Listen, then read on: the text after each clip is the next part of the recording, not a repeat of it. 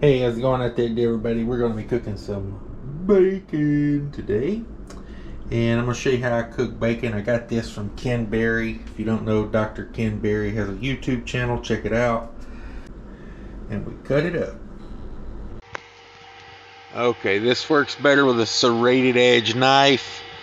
But the fact of it is, this bacon is a little bit warm. I tell you, it works better if you get it really cold before you try to cut it like this. But yeah, you power through it, you know. You want to cut it in about, I like about 1.5 inch, 2 inch lengths. But yeah, having a little trouble with it with this knife. Let me get one that's not as serrated. There we go. Maybe that'll get through it a little better, a little better. And then you just want to throw that bacon in that pan at I like to start it out really low heat, just maybe a tiny splash of water in there, maybe a couple tablespoons of water in there, but you don't add anything else to it like oil or anything. You know, the bacon's gonna make its own grease, and you just peel it apart, toss it in the pan, kind of flake it in there, nothing special. You just want to make sure you pull it apart and throw it in there. It's kind of all going to stick back together and start cooking in its own on grease. But that's the key. You just got to start it out slow and let it get going. I like to start on the fatty end of the pack of bacon as well. Get that fatty pieces in there in the bottom. That way they make grease faster. And like I say, normally I would throw the pack of bacon up in the freezer for about 10 minutes just to, harden it up, make it cut a little easier. But I forgot to do that on this one, so it's kind of giving me a hard time. And this is Hy-Vee, the grocery store Hy-Vee, like in Iowa, Minnesota. There's a few. This is their bacon. Not particularly the best bacon I've found, but this is what I had, so this is what I'm making it out of. And again, just take your bacon and kind of flake it apart. You can kind of see how I'm doing it here. Just you just want to peel it apart enough so that each piece is individual in there.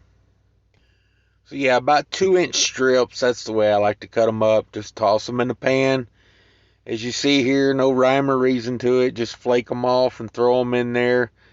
Low heat at first for the first couple minutes till you start seeing some bacon grease in the bottom is key.